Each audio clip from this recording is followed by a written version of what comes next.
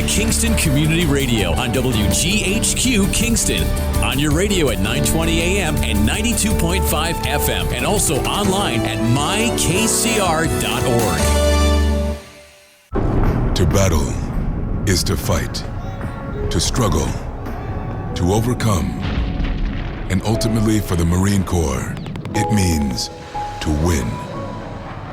There is no alternative. It's not just a statement of intent. It's a promise to our nation. A promise kept for more than 2 centuries. A promise of the Marines. Hi, I'm Kelsey Grammer. Wounded Warrior Project supports injured veterans by connecting them with fellow warriors, by serving them through mental health and wellness programs, and by empowering them to live on their own terms. No one should face a battle alone. Join us at woundedwarriorproject.org. Long ago, you wouldn't think of galloping on a horse while doing calligraphy, and you wouldn't have attempted to ride your bike while typing a letter. Yet you think you can safely operate a multi-ton vehicle while texting? Behind the wheel is no place to multitask. If you want to BRB, drive now and text later. Lives depend on it. Visit StopTextStopWrecks.org, a message brought to you by the National Highway Traffic Safety Administration, Project Yellow Light, Noise, and the Ad Council. Hi, this is Jared Mans from the Spring Lake Fire Department, and I support Kingston Community Radio, and so should you.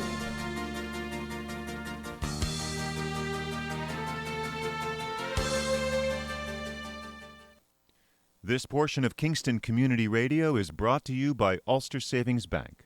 Visit their newest branch, conveniently located at the Ulster Commons Plaza in Lake Katrine. Experience the difference that local community banking offers with the convenience of another great location, easy access, plenty of parking, and a 24-hour ATM. Ulster Savings Bank, invested in community, invested in you. Member FDIC. Thank you, Lawrence, and good morning, listeners and viewers. This is the Kingston Community Radio Wednesday morning talk show, broadcasting live from our studios, 16 Lucas Avenue, right here in Kingston, New York. We would love to hear from you. 331-9255 is our call-in number. Any concerns you have, any questions? I'm expecting the mayor from the village of Saugerties, Bill Murphy, who I did see at Stewart, so I know he's on his way, and Fred Costello, town supervisor from Saugerties. He'll be here in a few minutes also. And as I say that, the mayor from the village of Saugerties comes in grand style. Good morning, Mayor. Good morning. I drive a little slower than you. Little chilly this morning, huh? Oh my God. Yeah, that's right. That's for you, Greg. It's real chilly, right? It was 48 when I walked to work this morning. Yeah, my car said 48. Yeah, when I pulled in here, it was 44, so maybe it went up a little bit. But you know what? It's late September. Yeah. Yep. October 1st is Friday, if you can believe that. So I put the cover on my pool yet, because I have to order a new cover. Well, September's been, we've had some summer-like weathers. We had a couple days there with the temperatures and the humidity was like July, which, I wasn't not complaining about, but this had to come sooner or later. Yeah. And we got the Garlic Festival coming up. I smell that. I mean, I see that. Yeah. This weekend. You don't smell it yet. But You'll smell it Saturday and Sunday. And let's see, if the wind's blowing out of the northwest, it'll take it right to your house. Out of the northwest to the east, yes. Yeah. Yes, true. Actually, yeah, I had my old boss from IBM contact me yesterday, and her and some friends from Pennsylvania are coming up to Garlic Festival. They want to know if they could buy tickets at the gate. And I said, yeah, because I looked on the website. I saw that online sales are closed now. It says on the site. They closed them down about 2 weeks ago. For some reason, it hit 14 or 15,000 and shut down. Huh. Okay, and I remember, I think 2 years ago, but I don't know what the glitch is and what the problem is. Something they set it at. I mean, with. I would think so, but when I've talked to the people that run that. Maybe Patty Pretorious. Patty's going to be on at 8 o'clock. Maybe she can answer that question because, anymore, that's what people want to do. Yeah. It's convenience. Purchase online. The weather forecast looks real good. If there's any possibility of any kind of showers, it looks like later in the day on Sunday. Yeah. And that's still a little up in the air. But, it's the same way with our on-site parking, which is going to be available right up until 1 o'clock Friday afternoon. You can access the Kiwanis Ice Arena website. You can Google on-site garlic parking. It'll take you right to the link, a simple click. You pay via PayPal, and you get your ticket. Now, are there any COVID restrictions or protocols in place? I'm just curious. Is there? Yeah, I'm not sure if the Garlic Festival Committee is doing anything. And again, here, that's one of the reasons I wanted to have Patty on this morning. I'm just curious. I'm sure some people are wondering that, Yeah. But, you're looking out right now. There's sports events going on with 50,000 people. Oh, yeah. So I was down to the Meadowlands with 78,000 people in that place on Sunday. And it's an outdoor venue. Right. People do have the opportunity. I realize the Midway, Pavilion Street and Mosier Drive does get very, very crowded, but there's such an expanse of land and such an expanse of nothing takes place on the actual ball fields itself. So, there's ample opportunity for people to spread out if they feel they're... And again, if you're uncomfortable, don't come. Right. Yeah. It's your choice. Yeah. No one's forced to be there. Nobody's forced to be there. Obviously, if you're not vaccinated, I think it's a good idea that you wear a mask. Right. Now that's something else I will ask her if they're going to. It'd be tough to mandate, but maybe they'll have signs that suggest it or something. Yeah. Yeah. Obviously they can't. And now you're hearing these stories where people are making up these phony vaccination cards. Incredible. It is. It is. And what we've seen since the vaccines came on, and especially after the first couple of months, just with the efficacy of the vaccine, and I'm a broken record here. You've heard me say it many, many times. I just don't know the understanding, the rationale. People who can get the vaccine, and granted, there are people that with blood disorders, right. Other medical, they can't get just like they can't get a flu shot, they can't get a COVID shot. There's people giving up 6-figure-a-year jobs because they don't want to get a vaccine. This is really going to be interesting when the mandate goes into effect. Is it this? I know I think Friday. Friday in New York City or New York or all New York State. I think it's New York City. I don't think New York City and then New York State next week, I believe. Mandate for teachers. Mandate for teachers and medical. Medical, yeah. Yeah. I think it's Friday because they're saying, I saw the thing just yesterday on CNN. Nurses that are giving up their jobs because they don't want to get vaccinated, and especially people in the medical field, what they have seen in the past 18 months. I don't know. We obviously. I now know 3 people that refused to get vaccinated. I know a couple. And got it. And one is really struggling. Was in the hospital, was out, back in, got respiratory problems, breathing problems, and now. Well, you would think all these stories that have been coming out now, people who refuse to get vaccinated and are now dying, and they're on the news saying, "I wish I'd gotten a shot." Wouldn't that jar you a little bit? Saying, is it really worth it? Not getting a shot. One story where the mother and father, and they both died within a week of each other with 3 kids at home. And they, on their deathbed, they pleaded for their children not listen to them and get vaccinated. But you hear these 3 kids now have no parents. Right. And these were parents in their 30s. I don't know. I recall another one a couple of months ago. I'm not. I don't recall where it was, where a father was on a ventilator, and 7-8-year-old son standing on the other side of the glass, and they did a follow-up, I think a week later or thereabouts, and the son was there when the father died. Why would you subject your kids to that? Why would you subject those two kids that you just talked about to growing up with, foster parents?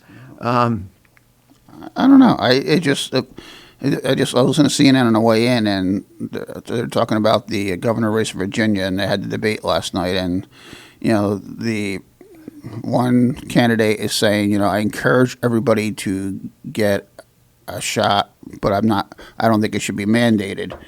And then he went on to explain how he feels the COVID shot is different than the mandate for measles and the flu and things like that. And, obviously his competition was saying, how can you differentiate between the two, and how can one mandate be okay and not the other? And did measles cause a pandemic of this nature? Absolutely not. So if anything, that would be the reverse. Well, his feeling is that there hasn't been enough research into the COVID shot, and they're like, how much more do you need? I mean, how many medical professionals have supported it and validated it, and again, I mean, I think the difference between, and again, you and I weren't around when the first measles pandemic hit, probably, which was in the 20s, 30s, whenever it was, maybe even prior to that, but look what this pandemic has done globally and how many lives it's cost. I mean, it's now the biggest, it's the biggest pandemic of all time, I believe. Yes. It surpassed the plague or whatever it was from 1918, yeah. It surpassed that number of deaths. And, I mean, isn't that enough? I mean, and I think the difference, too, is, I mean, with these other diseases, and I'm not obviously any kind of medical expert, but does measles and flu have this many different variants? That are spreading? Not that I'm aware of. I mean, it could very well be. And like you said, likewise here. I'm no medical expert, but it's very, very clear, and the writing's on the wall, and it looks like sometime in late October, the FDA is going to approve the Pfizer for 5 to 12-year-olds. Correct.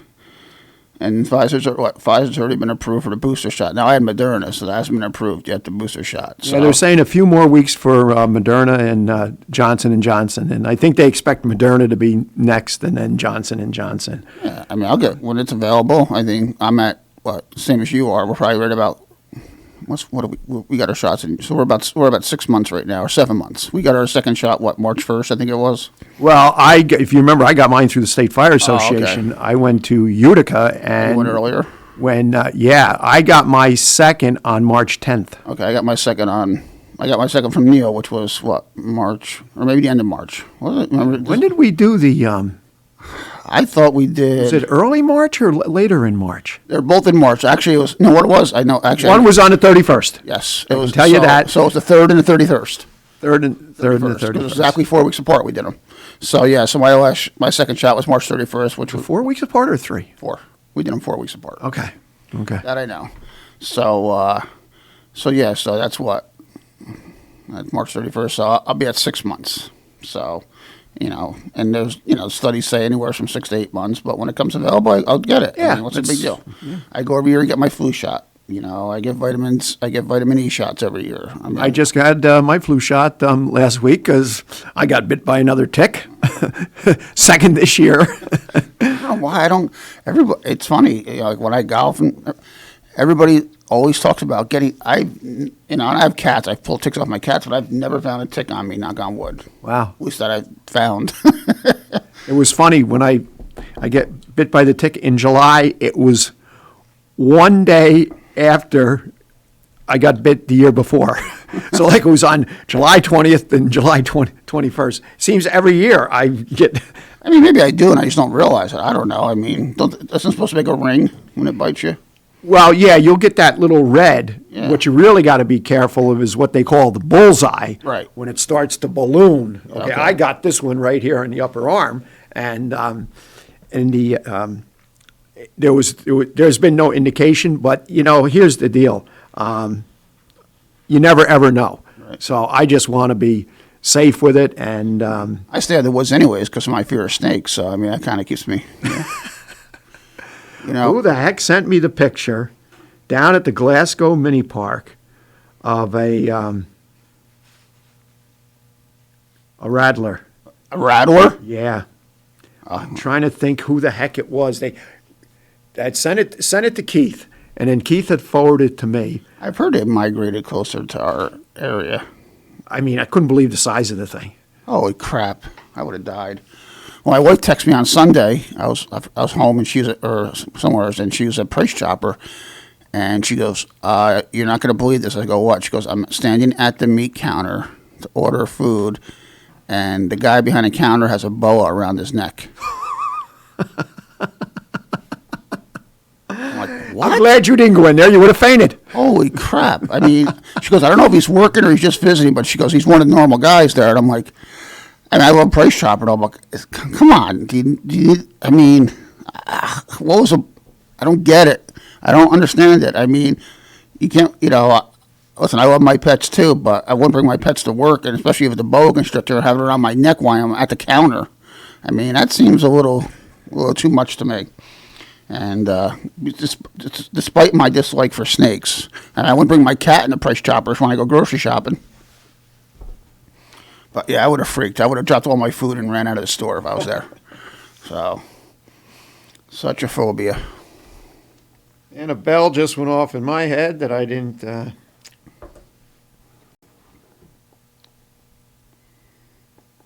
Well, we got to. Oh, you can't have silence on. I know. I meant that. Are you? Have you had trouble getting traffic paint? Because we have our traffic paint's back ordered. We did not have to order because we had quite a bit from last year. But everybody's field marking paint. Yeah, well, the stuff, if we put down for the crosswalks and things like that. I've been trying to get all our crosswalks caught up, and Rich said we ran out of paint and it's back ordered. So it's not like my guys don't have enough to keep them busy. So I mentioned the Garlic Festival a little bit earlier, and starting today, there's going to be some traffic restrictions, and possibly some road closures that could be taking place at any time on Bob Mosier Drive, Pavilion Street, and Court Drive. And then and that's going to be also effective for tomorrow. Friday, October the 1st, traffic into the complex will be restricted to those involved with the Garlic Festival setup and related deliveries, along with all permit holders. And a just reminder to those permit holders, they must be affixed to their windshield. They can't just have it in their hand or their dash. October 2nd and 3rd, which is the dates of the Garlic Festival. Obviously, there's no public vehicular traffic into the complex, especially south of Small World Avenue. That's all for booths. Only permit holders who have booths. Handicap parking, as it has been for many years, is in parking lot A. And then on-site parking, which is still available, you may purchase that online for $10, is also within the complex. It's the only on-site parking within the confines of the Cantine Veterans Complex. Free parking at Saugerties High School, and also the HITS RV, which is the orange parking lot. And then for post-festival related, October 4th and the 5th, those same traffic restrictions that are being instituted for today and tomorrow on Mosier Drive, Pavilion Street, and Court Drive. And during those time frames, there are Saugerties High School students who use the complex for school parking. They can park in parking lot A or the South Ice Arena parking lot on the school days prior to and after the Garlic Festival. Another note, probably the most important, on Saturday and Sunday, Mike Kraut Road from State Route 9W to Peoples Road, Canoe Hill Road, is one-way westbound. So if you're coming from what would be the west on Peoples Road or from the north on Sparling Road, you must go south on Canoe Hill. You cannot make that left and go west on Mike Kraut Road. So that'll be one way, both Saturday and Sunday. You got this traffic down to a science now after all these years, huh? Well, after 30 years, I've got to get it right sooner or later. Like I was saying last week, I mean, honestly, anymore, outside the immediate area around the complex, it's hard to even tell the Garlic Festival's going on. Partly because our streets are busy every weekend anyways. Right, yes. But it doesn't seem, I remember years back where there used to be a huge backup at the corner of Main and Washington and all that, and you don't see it anymore. Everything seems to flow really nicely. I remember the first couple of years, it used to be, like the old 4th of July fireworks. People backed up for miles. Well, if you remember, when this thing went to a 2-day event and started to grow, I don't even know if Tom Cesario had purchased the property yet. No, he hadn't. No, I don't think so. He hadn't. So, as he's expanded, especially with his RV parking lot, it seems every year he's adding. And then, of course, there's now I guess you call them the mini homes. Mm-hmm. That's Tommy's business. That's Tommy's business. Yep. Yeah. He's got I can throw it out. He's got his triathlon coming up Columbus Day weekend. Yes, true. That's going to be in the village, starting at the beach, and it's going to be 2 different. I don't have the information. Maybe we'll get it for next week, but it's 2 different events. One for basically professional triathlons, and then like an amateur type one. It's going to involve, biking, swimming in the creek, biking, and a run. Mm-hmm. And it's going to entail, through the village, out, I think, through the town to some extent, and then back through the village. Now, where's it ending? It's ending, again, I think, at the beach or at Diamond Mills. Okay. Yeah. It's starting at the beach. They swim first at the beach, then they'll bike from the beach, and then I believe they come back to Diamond Mills and then run. And then come back to Diamond Mills or the beach, and that was the preliminary plans. And I actually had the final plans in my office. But it's everything's starting and finishing between the beach and Diamond Mills down in that area. So that's gonna be on Columbus Day, which is Tom chose that day because he figured businesses will be closed and there won't be as much. It won't impede traffic as much. It's going to be a morning thing. I know he's had signs out for it, and of course the day before that, Sunday is the Mum Festival. Sunday's the Mum Festival. Saturday's the Mum Bowl. Bowl, yeah, that's right. Yep. Yeah. And I have to say, on Thursday, go to Newark to pick my daughter up flying home from Coastal Carolina. And then Friday, she's going to go out and pick up my other daughter up at Boston from school. And then Sunday, we got to bring Jacqueline back to the airport to fly back to Coastal. Then Monday, we have to drive to Boston to bring Jill back to school. So what are they doing? Coming home for the Garlic Festival? No, that's not this weekend. Next weekend. Oh, next weekend they're doing that. Okay. They want to come home. Jill was planning on coming home for Columbus Day originally. She's only 3 hours away. Then Jacqueline decided to surprise us because right now flights are cheap, and she, I think it was $170 for a round trip flight from South Carolina. How can you beat that? That's cheaper than driving. Yeah. Because I remember when we drove down with her. It was 3 tanks of gas driving down and tolls, and so wear and tear on the vehicle, wear and tear on the driver. Yeah, she'll drive, and then I'm flying down in December. I'll fly down for her 21st birthday, hopefully, and then drive back with her for Christmas break, so she can bring her car back. But they've both been gone. Dana and I have been empty nesting now for 6 weeks, and we're still married, and still like each other. So it's been good, but it'd be nice. We definitely, as involved as we are with our kids, we definitely miss them. And this is the first time they both, been away, but they're both excelling and enjoying being away at school. So that definitely makes our life easier when they're happy. Yeah. But it'll be nice to see them. But it's going to be like a rush weekend, Yeah, I guess so, yeah. But at least by Jack coming home on Thursday, she could drive to Boston on Friday and get Jill rather than, saving Dana and I a trip. So that'll be helpful. We got one more announcement there. You want to take care of that one? Sure. You got the Italian Festival, Sunday, October 10th, 11 to 8 p.m. at the Kingston Waterfront. There will be children activities, food, craft vendors, spaghetti and eating contest, and street performers. Live music provided by Angela Bruno, Andrew Hoban, Vanessa Racci, Vince Chirelli and his band, I'm terrible with names, Corey Pesaturo, and the Michael Dell Orchestra. We're familiar with those guys, right? Oh, yes, we are. Those are friends of Bob's. All current COVID-19 safety protocols for outdoor events will be followed. Shuttle buses are available at Kingston Point, Kingston Plaza, and Cornell Street Municipal Parking Lot. And again, that's Sunday, October 10th, 11 to 8 p.m. at the Kingston Waterfront, the annual Italian Festival. I'm sure there'll be some good food there. Always is. Good thing it's not competing with the Garlic Festival. Always is. I'm sure some of those vendors will be buying garlic at the Garlic Festival to sell at the... Yeah, that's true. Kind of goes hand in hand. Is the Garlic Festival full this year? Vendors, like, do they sell out vendors? I believe so. See, we got a lot of questions now. Yeah, that's good. Well, I'm just curious, because after a year off, you wonder how it's, Oh, yeah, and, still there's hesitancy with some people.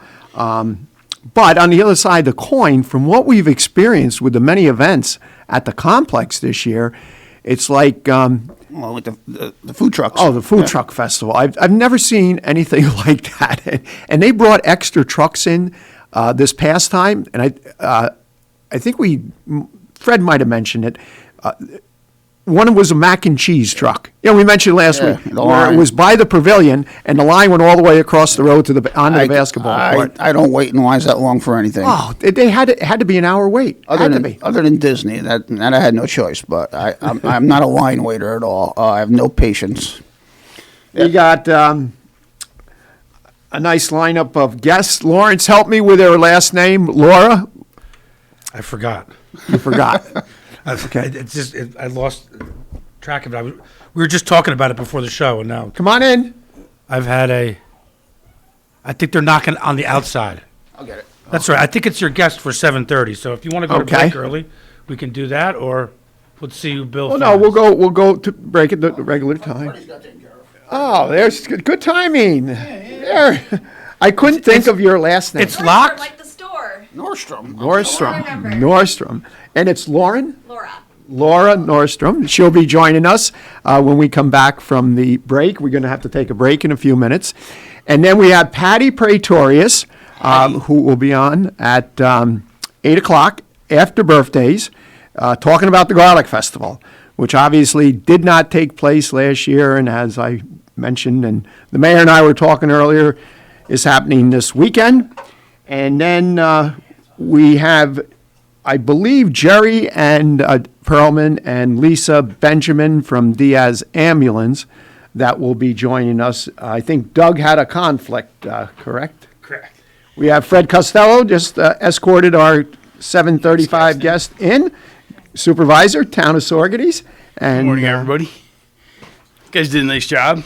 Freddie come lately? Yeah. Well, we got talking about this and that, and the snake was quite a thing, but I think it was a copperhead, Greg, at the mini park. Oh, was it a copperhead? That sounds a little more reasonable than a rat or a bug. They're rare there, though. I grew up Either there. way, I'll never go to that park again. Yeah, I'm done. When my kids are grown. Who took the picture of it? Which park is this so I know where to avoid? Glasgow Mini Park. Glasgow Mini Park. Yes. But it's difficult to avoid because there's a pretty well-documented copperhead habitat at Turkey Point between St. George's Beach and Glasgow. And generally, the black snakes would keep the copperheads at bay because they would actually eat them. And it's rare for a copperhead to be that far north. But they're around. Send them back south. Send them back south, exactly. Back south. Many, many years ago, my ball went into the pond on the other side of the fifth tee. Yep. And I'm whacking around for it. I see it on the edge where I think I can hit the thing. Black snake. And then I look down, and wrapped around my ankle was a black snake, which are absolutely harmless. They're I know, but they're big. Well, I remember one time, Fast. I still remember the same place. I was driving off the 5th tee, going past a pond, and I remember it was a Steve Bortell's, and this is like probably 15, 20 years ago, and I go, oh man, someone lost a tire there. I looked, and we pull up to it. It was no tire. It was a freaking enormous black snake crawled up.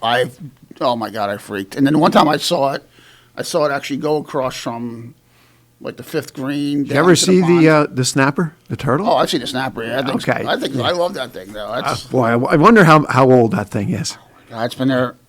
I mean, long, as long as I remember, it goes back and forth between the 5th pond and the 8th. And the 8th, yeah. And it'll take like a whole day to walk up the 8th fairway. It just lumbers, but it is large. Successful.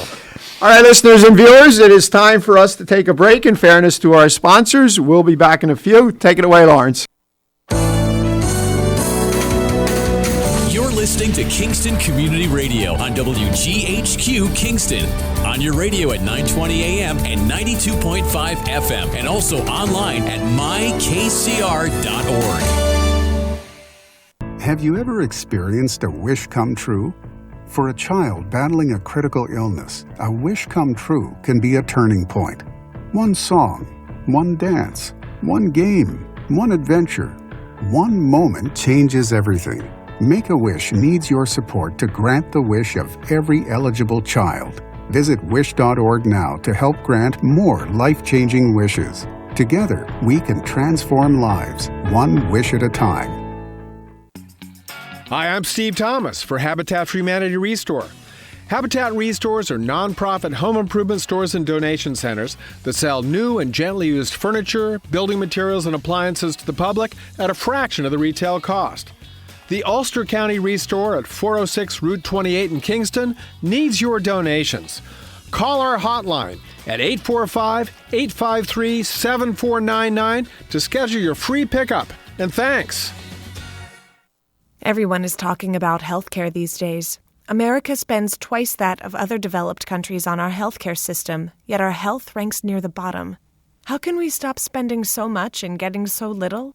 By shifting to a system that gives more patients access to strong primary care. Primary care can help make America healthy again. To learn more about the benefits of primary care, visit www.healthisprimary.org. This message is brought to you by America's Family Physicians.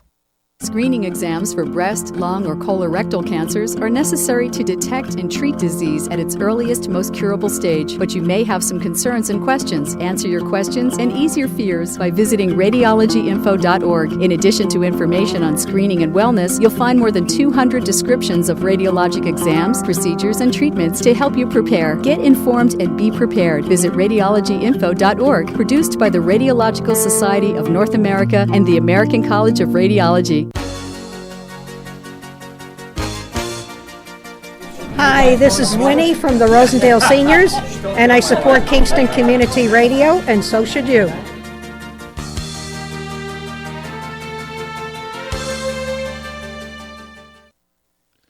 This portion of Kingston Community Radio has been brought to you by the First Savings Bank in Ulster County that still remains local to this day. Ulster Savings Bank, a community bank that's invested in local business, invested in community, invested in you. Ulster Savings Bank, your one-stop resource for everything local. Locations throughout the Hudson Valley and online at ulstersavings.com. Member FDIC. Thank you, Lawrence, and welcome back, viewers and listeners who have been with us the first half hour. Those just joining us, welcome. 331-9255 is our call-in number. We'd love to hear from you. In the studio here with me is Supervisor Fred Costello from the town of Saugerties, Mayor William Murphy from the village of Saugerties, and we have as our guest here in the studio, Laura Nordstrom. Good morning. Good morning. Welcome back, because it's been a while. It has been a while. I haven't been here since I worked for Kevin Cahill, so it's nice to be back. It's nice to have you back. I haven't been in the new studio This is, either. I was going to say, this is lovely. This is the first time in the news. This is the first time. There's always a long staircase, though, to get here. No matter which building you're in, I'm always a small woman walking up a staircase. This is a nicer staircase. This is a much nicer staircase. I like the lights that come on as you go. It's very. I like the efficiency. It's clean. It's nice. It's a good spot. They did a really nice job renovating this building. There is an elevator, though. I know, but you need your exercise. I agree. That's right. It's early in the morning. I agree. Charge up the stairs. I never use an elevator. If I'm above maybe the 12th or 14th floor. I did the stairs 10 times before I came in. I went up Just and to down loosen up a little bit. Get my cardio in. Yep. Well, Greg always makes you feel guilty if you use the elevator, so we can't. Even I wouldn't use it for one floor. Trying to be funny. That's kind of funny. But yeah, this is a nice addition coming here. And it's been significantly improved. It's much more comfortable. The roof doesn't leak. Much nicer bathrooms. Nice bathrooms. Yeah, so it's all around. It's much better. But I'm very happy to be here, and thank you very much for bringing me on. Yeah, so I'm running for Alderwoman for Ward 7 for the Kingston Common Council. And good for you. Yeah, exciting. This is your first political office? Yeah, this is my first political office. I spent 11 years in nonprofit, and then I jumped ship to go work for Kevin and started going for my master's in public administration. And this kind of just became a goal about 5 years ago. So I'm really excited. Cool. Did you finish your master's? I'm finishing in May. I'm in my last 2 classes right now. And you have 2 children, right? Yeah. So just for the record here, I am a working mom. I work 3 days a week. I am finishing my master's. I have a 5-year-old, a 3-year-old, Oh, wow. Wow. And you're campaigning. And I'm running for office. So it's madness all the time, but I'm looking forward to after November. I will have 2 less things to do. So No, don't count on that. for now, seriously, campaigning and school at the same time is a lot, but it's definitely worth it. So Good for you. Yeah, that's a lot of ambition right there. That's awesome. yes. So what motivated you to do that? I know I'm not surprised because I've known you long enough to know, but you've been involved in helping people so much. And when you were with Kevin, you were a tremendous resource for us in Saugerties when we were calling upon you. There was a water system problem we were talking about with an operator who has 5 systems in Ulster County. One of them was in Saugerties, and you were helping me with our residents kind of work through some of the problems they were having, and still grateful. But so I'm not surprised, but this must be something you had close to your heart for a while. Yeah, so when I was in college, I actually took. I can go closer. I'm so used to being so loud. My mother would tell me, "You're being quiet. This is ridiculous." Anyways, so when I was in college, I took United Nations semester, and I kind of got a taste of politics there. We were going down to the UN every Friday. I think the coolest thing about that was we actually talked to Iran before the United States government did, like as a class, which, yeah. I love that we sat down in this room, in a conference room at their consulate, and they had these black folders, and you open up the folder. I still have it to this day.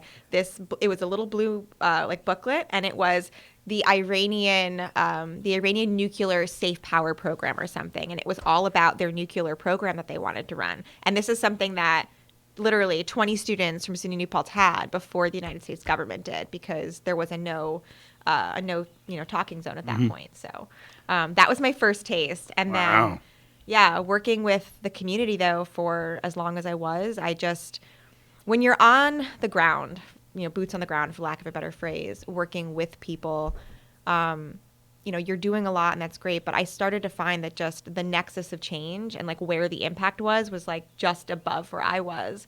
And you're working with people in need, and you realize that there's gaps in what they're getting in their community. And so that's actually what made me go work for Kevin. And then working with you and working with John Perry and working with all of these, municipalities and these town boards or city councils, and learning more about it, I just kind of came to the conclusion that I think I could make a really big difference if that's where I went. And so jumped in. Good for you. Good for you. Well, there's certainly no shortage of activity in Kingston right now, so you'll be more than busy. Kingston is always popping. It's hopping. It really is. It's pretty amazing right now. As we all are in a certain way. There's been such a movement back to the communities in the Hudson Valley. Bill was talking about it in the first segment. We don't notice the Garlic Festival traffic because every weekend it feels like the Garlic Festival is here. It's busy. Right. And which is a good thing. It's a great thing, yeah. And we were trying to manage some traffic problems yesterday, and it was busy yesterday afternoon. We were out on the street. Yeah. So. No, and I, as you mentioned, I mean, honestly, despite all the headaches we get, I mean, the real plus to public service is when it could be something simple, but you could actually make a difference for somebody on something that's simple, that maybe they weren't getting answers for, and it's really an easy solution, and you can make a difference in that person's day or life by just a simple measure. It could be anything, and that's what gives the reward of being in office, when you can do stuff like that, especially in small communities like we live in. You know everybody personally, and you try to help out as much as you can. Unfortunately, you do get those people that don't want to play ball, and no matter what you do, you're wrong, and and they judge you because of who you are, because of what you are, not who you are, and that part frustrates me, and it still does today. It did yesterday with a particular person, but then at the end of the day, I'm like, all right, I was able to help these 3 people today, get this done, get it, maybe it's getting a tree removed, or getting a pothole filled, or fixing someone's sidewalk, or just little things like that, and they make a difference, Because you're never going to please 100%. No, I know I'm preaching to the choir, but you always have to remind yourself of that you're never going to please 100%. And I've always felt that when you can resolve the little things quickly, you should do them. Oh, absolutely. Because then people understand more when it's something that's not so simple, and it might take a little time to resolve. Yeah. So when it's something that you can resolve, whether it's making a phone call or this and that, you should do it right away, and not let it fester. That's one thing I've learned over the years, and don't let a molehill become a mountain. Oh, absolutely. Yes. No question about it. That is a big thing, I think, is that making sure that we address issues as they're coming up so they don't become these big, snowball problems. And you need to work with, I was just telling, matter of fact, one of the people running for town board came to my house the other day, Kylie. Right, Kylie? Kaylee, yeah. And she ended up on my porch. We ended up talking for like a half hour.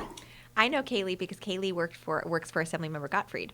Yes. So when I worked for Assemblymember Cahill, we crossed paths. Oh, really? Yeah, Kaylee and I, we talk a lot, actually. She's really great. Saugerties is going to be lucky to have her. I think I bored her. I mean, of course, I get talking, and we're on my porch for like a half hour, and I'm like, okay, I've been talking too much. You came here to sell me, But I'll explain to her, how the dynamic of Saugerties and how, you have the relationships that you and I and Greg have it, and superintendent of schools, and that's why things get done, because we do work together. It's not, there's no egos here, and we all, I was talking about shared services. I said, we always get pressure from the state, and that we don't need shared service agreement. We do it on a daily basis. We don't need a piece of paper saying, to get some kind of credit for it. Just do it. I need something I know Greg can help me out with. I call Greg, vice versa. Same thing with Freddie. Same thing with the superintendents of schools. We don't need the state to come in and tell us to fill out a form and to do shared services. We've been doing it all along. They give us some money for it. And she was surprised to hear that, actually. I know, it would be, yes. The only thing good about telling the state you're doing shared services And I agree. is get the money for it. No, and I agree with that. But her comment to me, well, why isn't that in the paper a lot? I said, well, first of all, half the time the paper's wrong, But besides that, it's like you don't have time to do that. I mean, when things got to get done, we do it. It comes natural to us to rely on each other and help each other out. And we don't have to make a news article at everything we do to share services. For us, it's common practice. You need our own paper. We need our own paper. Yeah. Yesterday was a good example. Randy Ricks had reached out from the school. They needed a front end loader. The day earlier, Rich had reached out on something. Then yesterday afternoon, I reached out to him about getting Luke today because we were one short with the stages. You're not going to have Vince Bono and those people that were lugging those things around. But yeah, and our proximity and location just makes it so ideal. We're right in a row. The high school, we're right smack in the middle, the Cantine Complex, and then the village DPW, and we've always had that great working relationship. It's something Laura shares, because actually when you were working with us, you were part of Kevin's office, and Kevin's office technically didn't represent Saugerties, but it didn't stop you. I've always counted on Kevin's office. Yeah, they're great. I always have. We always, and I will say this, because in case Kevin is listening, we always made sure to give due courtesy to the rep for Saugerties. But Kevin loves Saugerties, as you know, so it was really important to him to make sure that we you didn't get the memo connected, because it's the same water company, so you couldn't it just didn't make sense to leave Saugerties out of that equation when addressing the issue. You didn't get the memo about bringing breakfast sandwiches? But I have a 5-year. I'm going to go back. I'm going to use the kid excuse. I had 2 tiny humans this morning. I showered before I came here, and so it was all right. One of the two. It was one or the other. Yeah, it was one of the two. You either got a clean human sitting next to you, or you got breakfast. Next time, make you a deal. You bring me on again, I will bring you breakfast. All right. You heard that, guys. We're grateful. So you go. And we're grateful you showered this morning. I thought of it. I thought of you this morning. Why don't you ask him? I wonder if I should get breakfast sandwiches and I did coffee shower and too. pull a Kevin this morning. So why don't you ask him why he didn't bring breakfast sandwich? You're new here. You knew. I knew. I had a shower as well, Greg. Where are you doing your master's? I'm doing master's at Marist. You are? Yeah, it's been online from the beginning, so I didn't have to do the jump to online like everybody else did. But yeah, it's been online, and it's built for professionals. Actually, I think the lieutenant for Kingston Police Department is a graduate of the same program. He finished not too long ago. There's a lot of police officers in the program. There really is a lot of police officers. Chief Sinagra did that program. Mm-hmm. Yep. And Captain Appleton, I think, is an instructor. He's not one of mine, but yes, I think the name is. Okay. I've seen the name. It's a great program, and there are a lot of police officers. I will say that's been really interesting and really great to kind of get a conversation going with some of the police officers in my class, and it's interesting to see the different viewpoints and to kind of see how people's beliefs and ideas may change, or how they see solutions they didn't think were there. And I think that's always a really cool thing. It is, and Bill kind of alluded to it when he was talking. People sometimes see Bill as the mayor or me as the supervisor, not as Fred or as Bill. But police officers run into that too. Yep. And when you have that opportunity that you're having to speak with them, they're just people like everyone else. And I have people that I know that are police officers, and I had a friend growing up whose dad was a police officer. So I mean, I've always been exposed to law enforcement in a good way. But I think it's really important, and my point is I like the fact that they're in these courses. I think it's really important. They are very social science based, but they're also practical based, and I mean, this is probably the most useful program anybody could ever have crafted, to be honest with you. It's so applicable. It's incredible. You've really enjoyed it then. I really do. Yeah. I didn't think I'd be this excited. I'm taking economics right now, and I have to go home and write a midterm, and it's on the economics of crime prevention. And so it's Oof. Yeah, but it's really interesting how, there is an economic concept to everything. And so, it's fun. Didn't think I'd get excited about that one. Yeah. No, I think, but it is interesting. I mean, I'm assuming investments in crime prevention programs, well, they may seem expensive on the front side, have a cost savings benefit if you avoid. Yes, but interestingly enough, there actually is a point in which if you put too much enforcement on police officers and you put too much budget in, it actually reduces the social benefits at a certain point because you're putting so much resources into one area and it's not being spread apart. Right. It's not being, there's three pieces to the criminal justice system. There's detection and enforcement, there's the actual court system, and then there's the punishment side of things. And if you have one side more heavily funded than another side, that's great if the police are able to deal with enforcement and crime, but if you're not processing those people in the middle part of that, then you're just going to end up with a backlog, and then the other side is going to stop functioning as well. And so I think the equilibrium margin, I think it's called, it's something that I think is really interesting, that you have to make sure that it is spread out, because if you do have one side, and there is a negative social benefit to over-policing for the police themselves. You end up paying extra overtime. Their budgets get, really heavy. And I think, just addressing those things wisely and logically, I think is the most important thing. And there's a lot of emotions with this subject for people, understandably so, on both sides. But I think there is a very balanced, logical way forward. At least that's my thought. No, I think that's a fair analysis, and balance is key to trying to serve the public. If there's too much of any one thing, it's usually bad. Exactly. And I think there's a fractured component to the justice system, because generally the policing side is funded locally, but the prosecution and corrections part are funded at different levels of government, and there's not always perfect communication between those. Exactly. So there's breakdowns along the way where those resources may be misallocated to a degree. I think there's been a lot of, I think the uncertainty with police budgets, I think a lot of times, there is a reliance on court fees and those kind of fees that are coming in. And so I think I work in Hyde Park, so a lot of the court fees went down during the pandemic, obviously. I was just going to say that, right. Processed and things aren't going through. So you have a whole gap now, and then you have, this whole other section that's relying on that funding.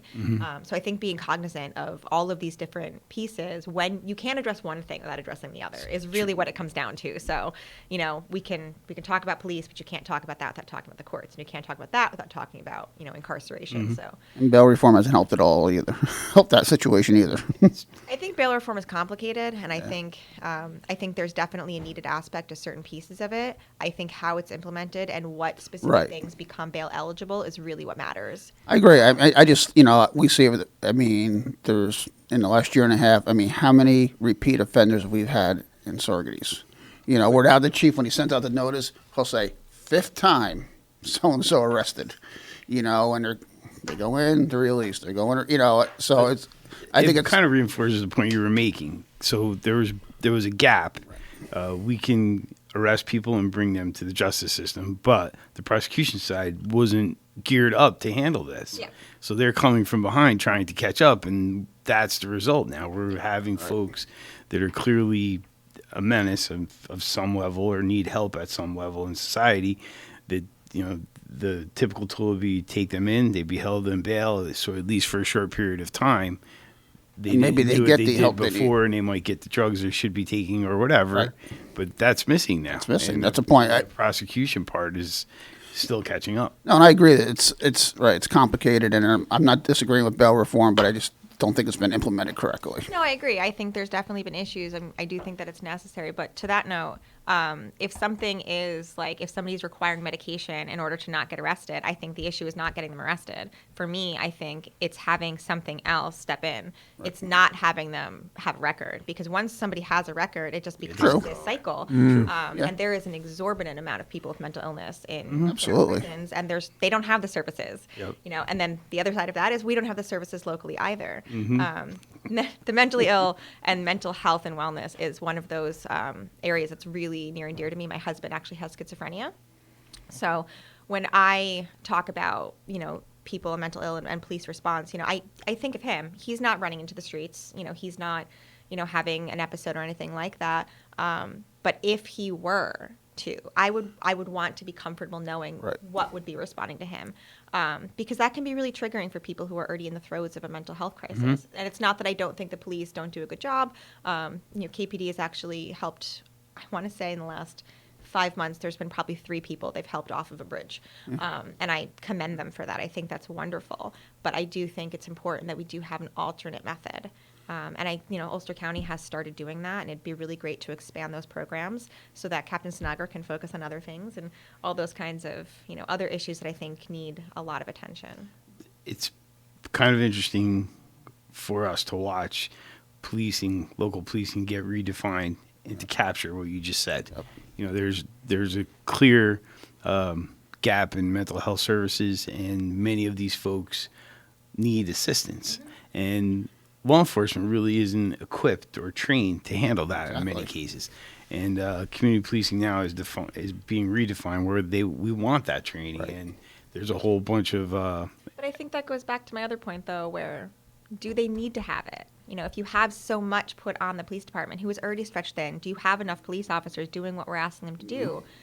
So the question really becomes, do we give them that training? Yes. But also have that alternate, have that other other piece. Right, but without a doubt. And I think they even acknowledge your point, because they're like, I didn't sign up to kind of do analytical work. I'm kind of here. I wanted to be a police officer. I want to do traffic, and I want to do those things. And I really wasn't looking to kind of assess the situation and figure out, is there a propensity for violence in this individual? And, the young folks are embracing it, and it's probably not the right tool to bring to the job, but that is the tool that's available for now. I think as this police reforming kind of continues to evolve, there'll be better tools going in place. I applaud Sheriff Figueroa. He's really trying to bring those tools within the department so that there'll be units. We have units for drug enforcement. We have units for emergency responses and things like that. But this part is still missing,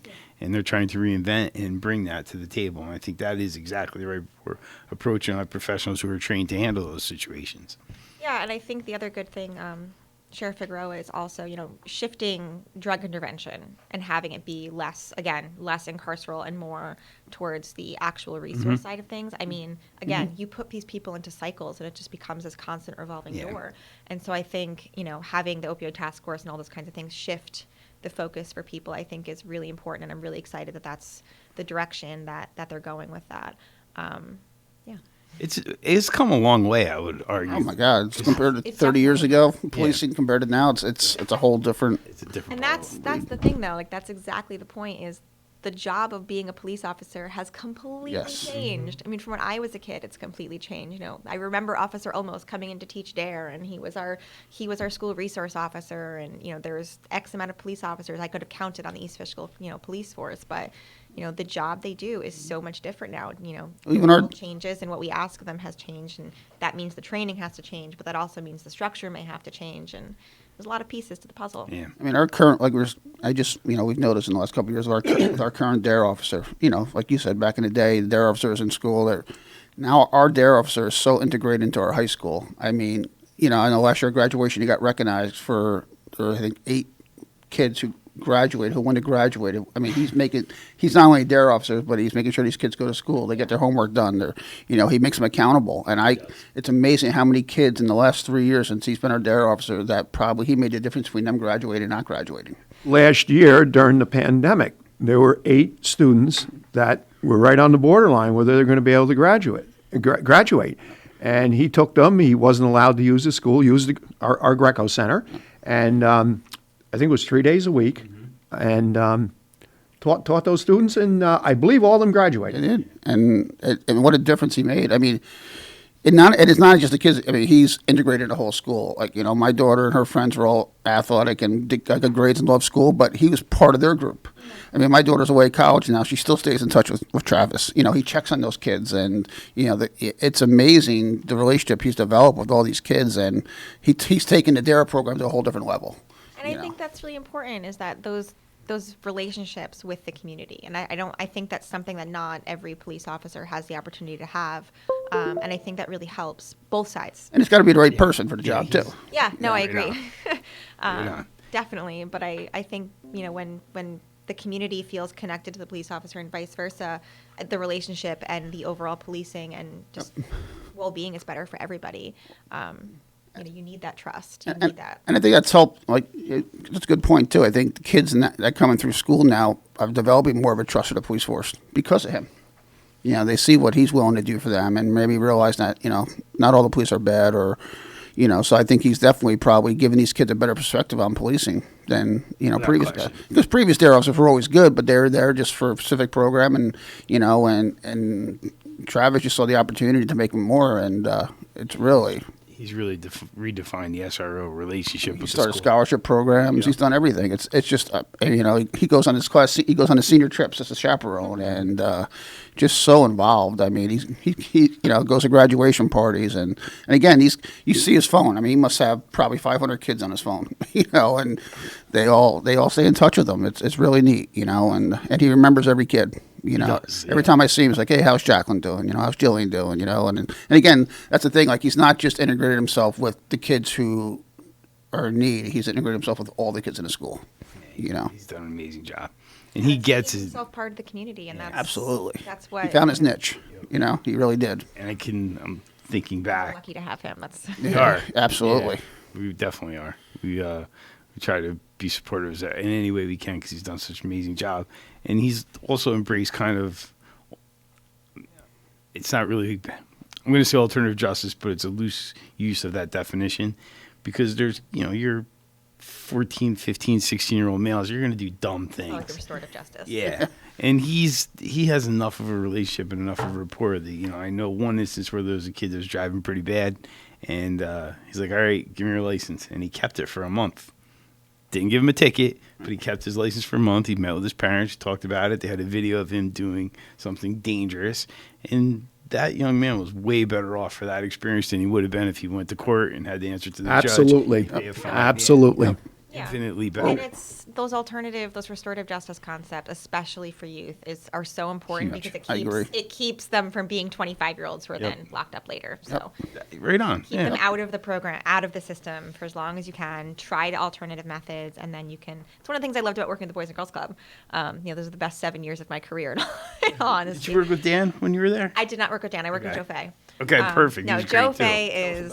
If Joe's listening, Joe is hands down one of my favorite humans on this earth. He is just magical. I am so lucky to have started my career under him because under him and working with those kids is what made this place my home.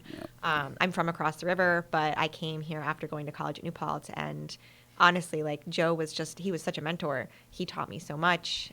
He taught me the best thing he ever taught me was when if a kid's in trouble and you send them home for the night, don't keep pace.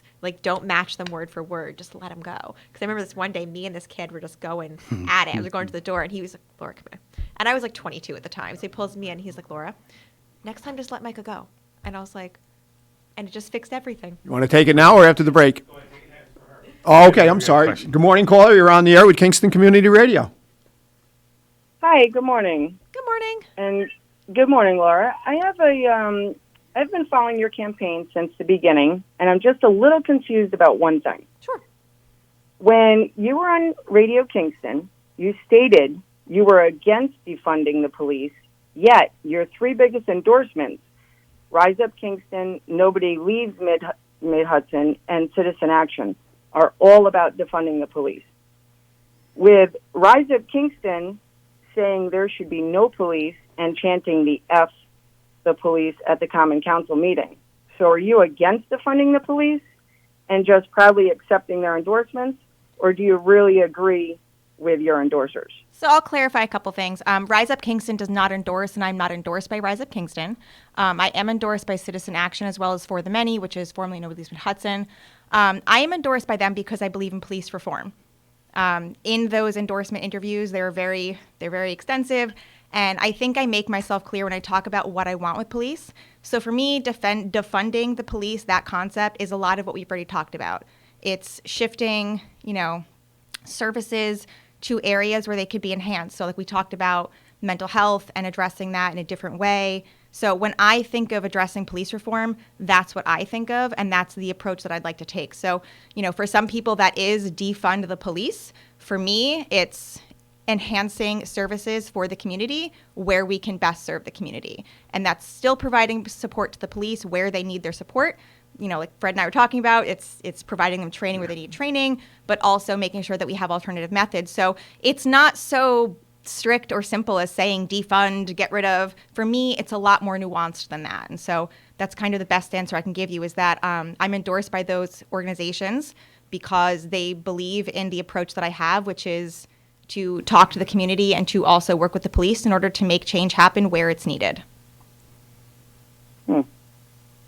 Okay. Thank you for your call. Thank you so much for calling. We appreciate it. Okay, it's 8:01, almost 8:02. It's time to take our break. We'll be back with birthdays and Patty Pretorious. You're listening to Kingston Community Radio on WGHQ Kingston. On your radio at 920 AM and 92.5 FM, and also online at mykcr.org. Introducing the YMCA. Sure, you know the Y for a swim or a game of hoops, but we're more than that. We're a cause. When you take a jump shot at the Y, someone else is getting job training. Practice yoga as a team practices her leadership skills. We give people of all ages, incomes, and backgrounds a chance to learn, grow, and thrive. So while you might think of the Y as the place for lifting weights, we're also about lifting entire communities. That's the Y. We're so much more. Visit ymca.net/more. This is the story of Daniel, who was born 2 months early. His lungs weren't ready. His heart wasn't ready. His parents could only hope that one day he would leave the hospital healthy, and they would all live happily ever after. Daniel's is just one of the more than 500,000 stories of babies born prematurely last year. You can help the March of Dimes stop premature birth and bring more babies home healthy. Learn how at marchofdimes.com. Working together for stronger, healthier babies. Question: what will you find on all over-the-counter or OTC medicine packages to help you choose the right drug and use it safely? The answer? The Drug Facts label. This label lists the medicine's active ingredients and purpose, how much to take, and warnings you should know before using it. Remember, even OTC medicines you buy without a prescription can cause side effects you don't want. So follow the information listed on the Drug Facts label. For more information, visit fda.gov/Drug Facts label. A message from the U.S. Food and Drug Administration. Hi, this is Tony Marmo from Norman Staffing, and we've been bringing together employers and job seekers since 1980. If you're an employer and have job vacancies, let Norman Staffing help fill them with permanent or temporary workers. We screen, interview, and recommend the best candidates for your company. We make the employment process easier and faster for you. Please call Norman Staffing for your employment needs at 338-9111, 338-9111, or normanstaffing.com.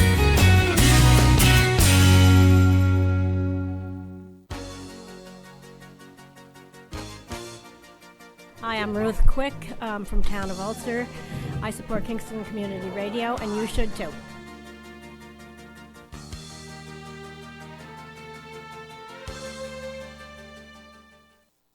This portion of Kingston Community Radio is brought to you by Ulster Savings Bank. Visit their newest branch, conveniently located at the Ulster Commons Plaza in Lake Katrine. Experience the difference that local community banking offers with the convenience of another great location, easy access, plenty of parking, and a 24-hour ATM. Ulster Savings Bank, invested in community, invested in you. Member FDIC. Thank you very much, Lawrence, and welcome back, viewers and listeners. For those that have been with us, welcome. Those just joining us, 331-9255 is our call-in number. We would love to hear from you.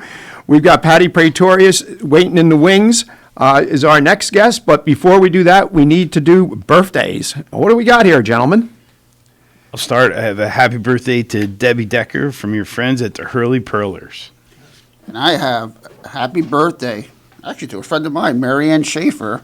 Love your family and all your friends. Have a wonderful day. So happy birthday, Marianne. Yeah. And today's winner of that famous cow pie from Boyce Dairy Milk House is Marianne Schaefer. Marianne Schaefer, congratulations. Happy birthday. When you get to the opportunity, get down to Boyce Dairy Milk House, 62 O'Neill Street, right here in Kingston, New York. Pick up that famous cow pie, which is courtesy of Boyce Dairy Milk House and Kingston Community Radio. And go ahead. Go ahead. I'm saying, Marianne, if you do get that cow pie, you can certainly drop a piece off at my office. I'd appreciate it. Listeners, it's please continue to send those birthdays in. It's very, very easy to do. You can email to kcr921@gmail.com. You can postal mail to Kingston Community Radio, P.O. Box 4364, Kingston, New York, 12402. So once again, Marianne Schaefer, congratulations, happy birthday, enjoy that cow pie, and have an awesome day. Saw her Saturday. And I didn't mention to our new viewers and listeners that just joined us, Fred Costello, Supervisor Town of Saugerties, is in the studio here, and Bill Murphy, Mayor from the Village of Saugerties.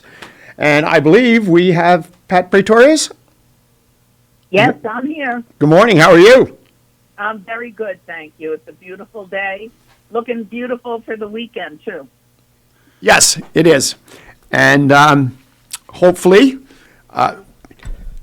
we have, hopefully, the weather forecast holds true. I did see this morning if there's any possibility of any showers, it's later in the day on Sunday. We just have Bob Circusano go light a candle. And It'll be okay. It'll be okay then, yes. Good morning, Pat. Thanks for joining us. Hi, Pat. Good morning, everybody. So at the first half hour, Patty, Bill Murphy and I were talking. The online sales, I was aware of it because I believe in talking to Janine or Doc Kapler. What's the reasoning when you hit 14 or 15,000, those online sales shut down? Do you know? Well, excuse me. I have a morning clogginess here. We are only allowed by the company that we use to sell a certain amount of dollars. There's a limit on our online sales. That's set by the company and not by us. So once we sell out of that number, we're done. I'm sorry if people haven't been able to get their online tickets, but they are available at Adams Ferry for Farms, Smith Hardware, Sawyer Savings Bank, and M&T Bank. Now, there is also, unless you changed it this year, there's a discount if you purchase your ticket at those locations in advance as opposed to at the gate that day. Yes. The tickets at the gate are $10 cash. If you buy your tickets prior to, I believe we're doing the sales through Friday. Seniors are $7. No, I have that wrong. Adults are $7. Yep. Seniors are $5 each, and children under 12 at both instances are admitted free to the festival. So okay. We do encourage people to get their tickets early, but their tickets are available at the gate at full price for $10, which nowadays is not a bad price to get into a festival. I don't know where you can go for $10. My friends are out of town, so let them pay the $10. It's all for a good cause. Absolutely. Yeah. Now, so obviously, I know in 2019 it shut down. So obviously you're experiencing good advance sales through the online. How have the advance sales been at the establishments that you just mentioned? Are you seeing about the same as in previous years? Is it more? Is it less? I did stop in at the Adams Ferry Farms, as I do every week a couple of times, to do my shopping.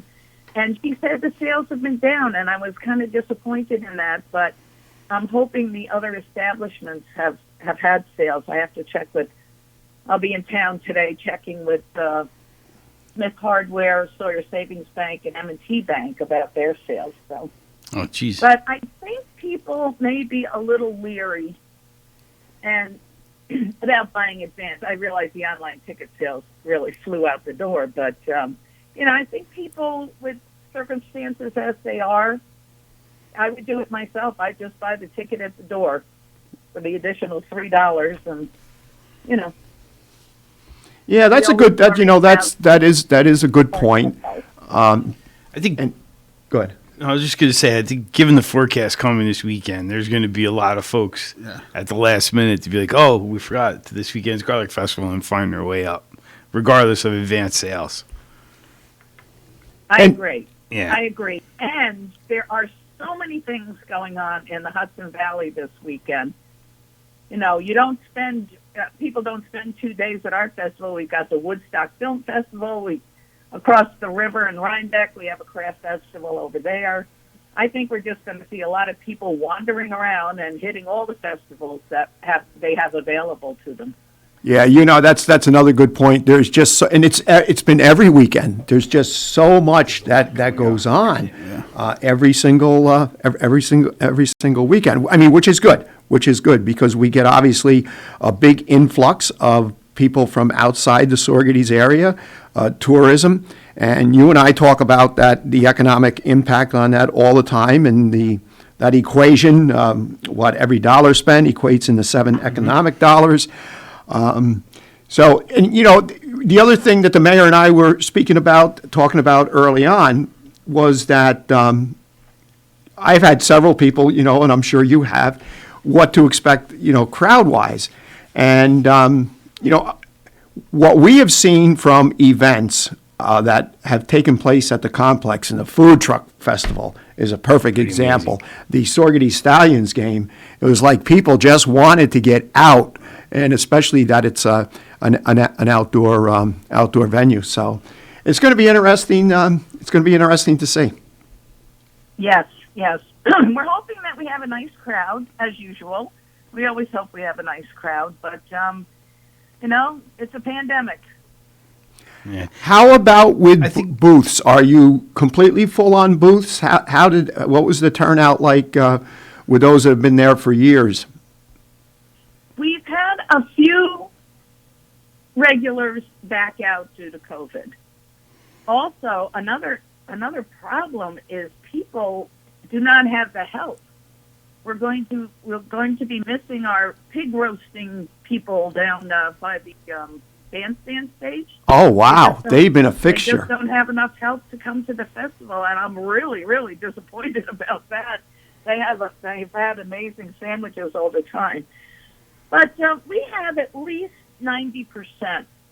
And people who have backed out, we have found other people to take their place. So we'll have around 200, a little bit more vendors both days.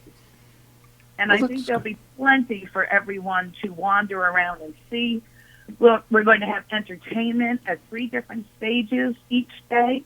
And also the Arm of the Sea Theater will be performing 2 shows each day. So there's going to be plenty for people to do.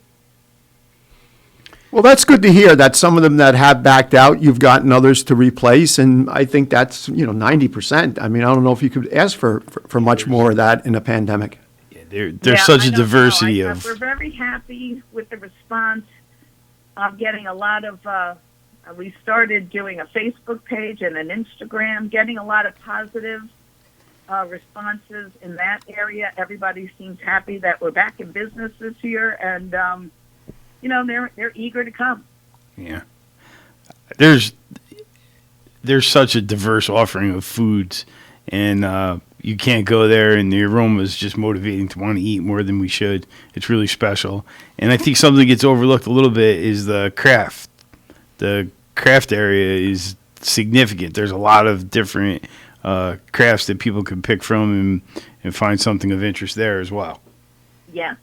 I was just looking at our craft area, and online. On our website, we have an old list, but most of the people are coming back, and it's quite a variety. We have people who work with, we have an ironsmith coming, we have wooden puzzles and toys, candles, gifts made from wine bottles. Last year we had or 2 years ago rather, there's a unique booth run by veterans that make all these different kinds of wooden flags, and they're very lovely. I have one hanging by my front door. Wooden pens, just quite tutus and wands and capes for the kids. It's always fun to see the kids wandering around in their little outfits that they bought at the festival. And getting face painted. Well, I'm afraid we're not going to have face painting this year. Understandable with COVID. Yeah, because we won't have a children's tent, and we're not going to have chef demos and garlic lectures. We decided that putting people under tents was not a good idea, and so this year that's not going to happen. We hope to reestablish it next year. I mean, that's thoughtful, though, because are there other protocols that you're doing to kind of reflect COVID? Well, we are requesting that unvaccinated people wear masks into the festival. It's going to be on the honor system. Right. So other than that, that's about it. We're hoping that people will social distance. I know that's difficult to do in a line waiting for the delicious garlic food that you want. But we'll do the best we can. And if people are uncomfortable, then it's their option to stay or leave. So we can't do too much about it. But my observation at the food truck festival, though, is that folks get it, and they're mostly mindful. We don't go shoulder to shoulder when we're waiting in line. We kind of leave a little bit of space and stick within the pods of the folks that we came from. So I imagine the people that come to the Garlic Festival will do the same thing.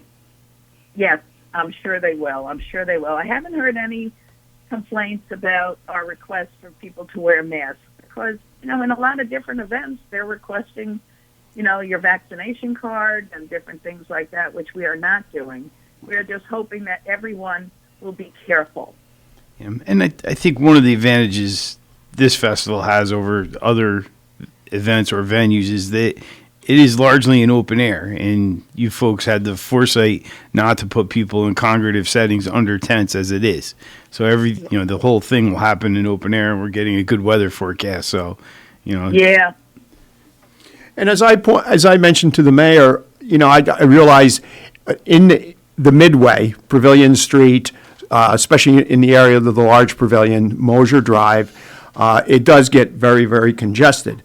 But once people have their food, with the amount of green space, let's face it, no activity takes place on any of the ball fields, the physical ball fields.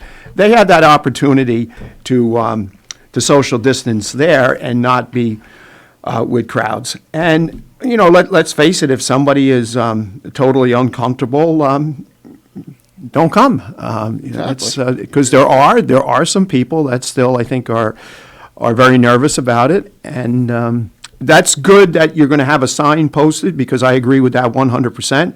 If you're not vaccinated, you should be wearing a mask, even though it's an outdoor event. I don't care.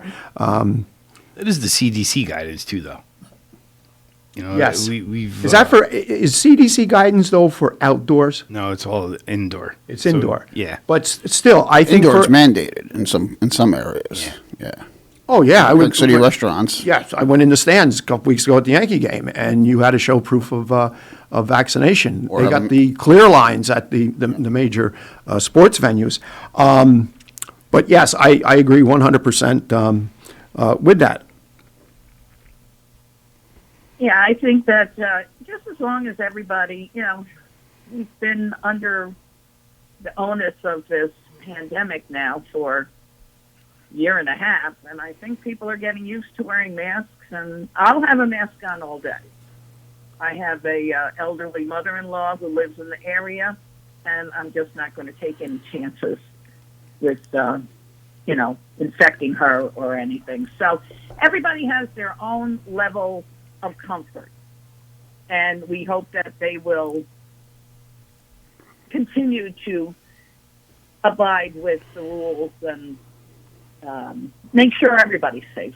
Mm-hmm. I remember Pat making sure I had a mask on every day when we were doing the food distribution. I'd walk in some days and she's like, "Billy, your mask." It took me a while. It took me a while to get used to it. I know, it's tough. I sometimes start walking to the grocery store and turn back to my car. Yep. Yep. I don't know if there'll ever come a day where we don't have a mask in our car anymore. That's true. Yeah, it's true. That's true. Yeah. It's almost a fixture in everybody's rearview mirror. Yeah. Or under gear shift in every car, Got it in the glove compartment in both vehicles, and Except I didn't realize you're supposed to wash masks. I go home, like, my wife's got all hers hanging. I'm like, "What are you doing?" She goes, "Wash my mask." She goes, "Haven't you washed yours?" I said, "No." I guess maybe I should. I'm back to the disposables. Yeah. I can't. I ruin. My clothes are like single use. I get something on them every time I wear them, and my mask falls in the same category. There was something else we were going to ask Pat. It was about the COVID protocol. Yeah, no, there was something else besides How many vendors? I'd like to it's an obvious thing, but Qantas has. The three of us know this firsthand. Qantas has kind of filled the void in fundraising for so many of the improvements that happen on Cantine Field and throughout Saugerties. And the Garlic Festival is the primary fundraiser, and you folks are an amazing community partner in that way. You also do a scholarship. You want to talk about what you folks do with the proceeds? Oh, sure. All the proceeds raised at the Garlic Festival go back to the community in one way or another. As we do have the high school senior scholarship every year. We also contribute to the Boys and Girls Club. They're one of our major contribution requests. I'm sorry, I'm here looking for my list. We this past summer with the American Legion baseball holding the championships in Saugerties, we helped out with that. We take requests every month. We get letters from the various groups in town, Boy Scouts, Girl Scouts. We help out the food pantries, and one thing that we especially like, Ulster County Community College has this program for upcoming scholars. They pick a person in the 8th grade that you then follow to their graduation from school, and then they get free tuition to Ulster County Community College for 2 years at the beginning of their college career. So that's a program that we really are proud of, that we support. We help out the Tea Club at the high school. Those kids will be with us this year at the Garlic Festival, as usual, helping all the volunteers. There are many volunteers that come and help out at the festival all the time. So, and Builders Club, we just, I don't think there's ever been a request that's been denied. It might not be, if they want the sun and the moon, they're not going to get it, but try to help out everybody in the community. Yeah, it's been what a tremendous resource for Saugerties and beyond over the last 30 years when you folks have been able to do this, and it's really amazing. And I think it's worth noting too, other organizations, Blue Cats, for example, their primary fundraiser is the Garlic Festival, and that's then a good point. Yeah. And they'll St. Mary's, the Scouts themselves, and we love having all the community groups come and have a booth. Blue Cats, their breakfast sandwich is totally amazing every morning, and the Boy Scouts, their garlic chowder is just yummy. Two of the booths I always hit up. Obviously, the Blue Cats in the morning, and I gotta say something with the Blue Cats. Sunday morning cleanup. I've got about 20 people working. There's village DPW running the loaders, the trucks, the sweeper, town highway, likewise with equipment. And when they're all done, Blue Cats takes care of them. And, it's they don't have to do that. I tell them that every year, but they just continue to do it. They're one of the best kept secrets. They are one of the best kept. A lot of people don't know about them, and they're a special group of individuals, and they whatever they generate at the Garlic Festival, they'll give that back to the community too. And one of the things they do, I don't know if they don't want people to know, but I know there's always been families in needs struck by some tragedy, and they're one of the first ones to kind of show up and give a little bit of financial support when it's most needed. So, one of the things that defines Saugerties now is the Garlic Festival. Oh, yeah, absolutely. We're for Saugerties. Well, where's that? And where the Garlic Festival is? Oh, yeah, we go to that every year. It's kind of really, it's a pretty special thing. Very seldom do I go out of town or down to Florida or to our national, wherever that happens to be held, and it's a different city every year. I mentioned Saugerties. For the most part, people know where Saugerties is. Yeah. It's not in a car show. Yep. Yeah. And just for our viewers and our listeners, and I think this is very, very important. As of either the 2016 or 2017 festival, the Kiwanis Club of Saugerties had contributed over $2 million back into the community. And I can't remember if I had those two banners made after the 17 festival or the 16 festival, just the way the years go by. And as I've always have said, if it wasn't for the Kiwanis Club of Saugerties, there would not be an ice skating arena, an ice skating rink in Saugerties. Plain and simple. Plain and simple. Plain and simple. No and, if, or buts. We've been, but if you take that farther, there wouldn't be Stallions because there wouldn't be lights on the baseball field. There wouldn't be the skate park. The Kiwanis has been such a tremendous The $15,000 scoreboard that the American Legion requested many years ago would not be there. We've been, well, it might be, but it wouldn't have been to the extent of what that scoreboard is. That's a minor league, major league scoreboard. It's got all of the innings. It's all the bells and whistles. Yeah, it's pretty. We're fortunate in so many ways. And Pat, I got to compliment you, Jack, Rick, Sandy. You folks have been doing it for the whole time, and that's a testament to you folks as well. So congratulations. Thank you. It's a wonderful event, and volunteerism makes you feel good. So all of us, it's a lot of work. I'm not saying that it isn't a lot of work, and a lot of help from the town and the Parks and Recreation and the police, and it's a real community effort to get this Garlic Festival up and running every year, and the community benefits from it. And you can't say any more, any less, but no. It is a wonderful event, and we enjoy it, and we're happy to disperse the money back out to the community. So. Yeah. And I feel this year is special because last year we couldn't do it. Doing it as long as we have, there's a component of taking it for granted that it would happen every year. And last year was the year it didn't happen.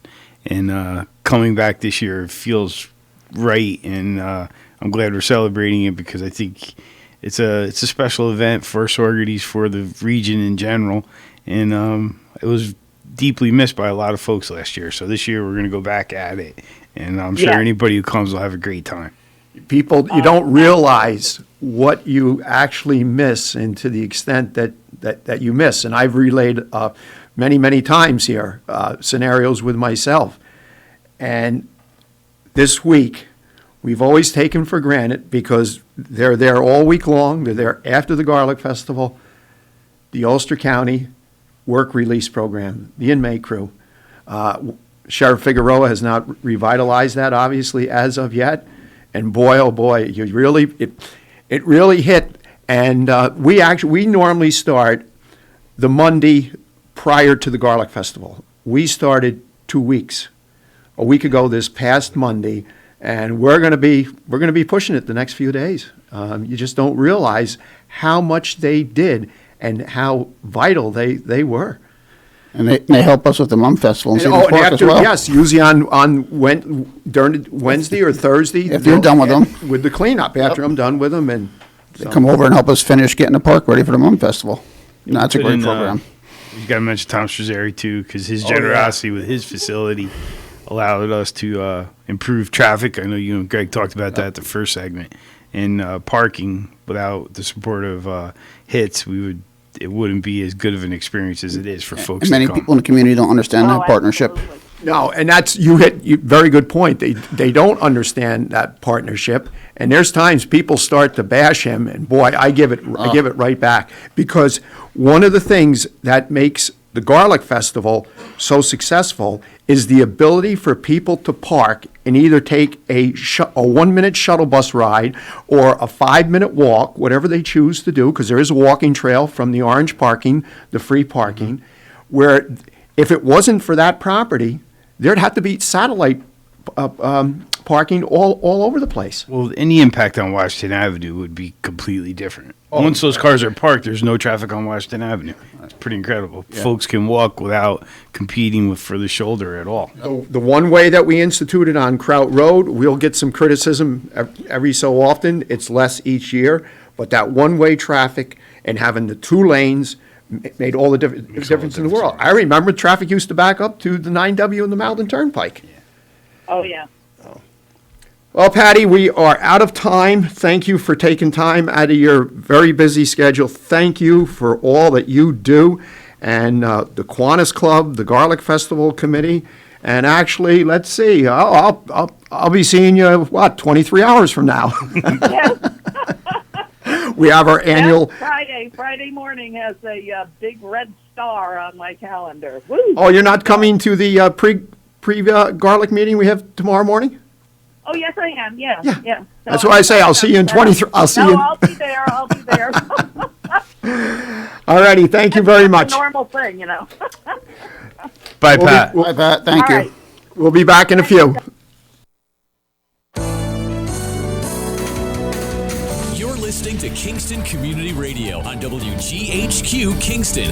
On your radio at 920 AM and 92.5 FM, and also online at mykcr.org. There was this one time I went snorkeling in the Caribbean when I was a kid. It really just blew my mind.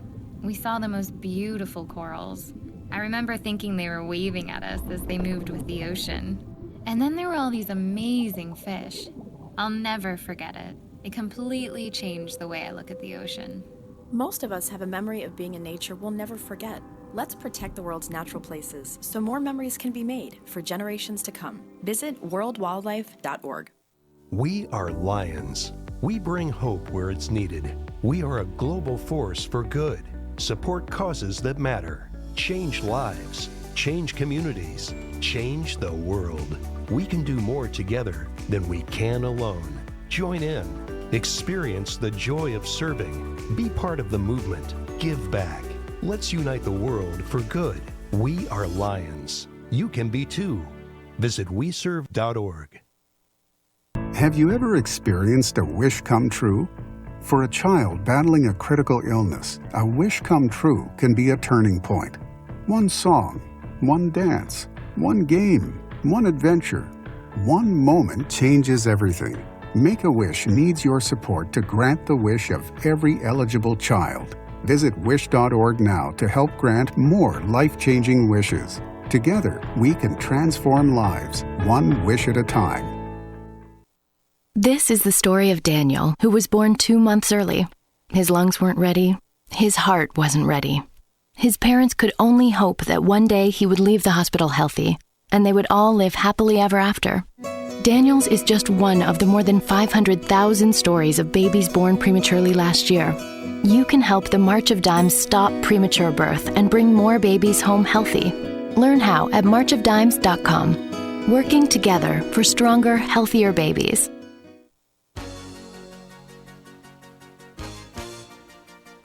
Hi, this is Winnie from the Rosendale Seniors, and I support Kingston Community Radio, and so should you.